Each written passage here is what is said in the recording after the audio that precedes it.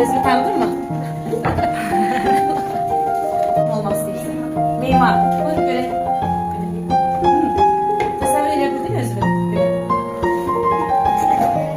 Öyle ki olmaz. Hakim. Buyur göre sen hakim. Tasavvur ede. Ne güzeldi. Göre bakalım. Sen böyle kim olmak istiyorsun? Polis. Ya bakalım nice tasavvur edmişsin. Çiçek. Sen böyle kim olmak istersin?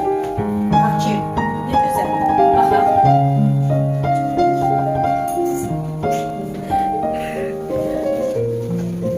Peki sen böyle kim olmak istersin? Futbolcu. Bakalım. Peki futbolcu olmak. Bakalım bizim Nurel'im, öyle kim olmak istiyorsun? Rato. Buyur göreyim. Bizi gelecekte gör. Kızım, öyle kim olmak istiyorsun? Beğendim. Gel göreyim nece bir tasavvur etmişsin. Sen böyle kim olmak istiyorsun? Kim kız? Gel bakalım tasavvur edeysen. Nece mi?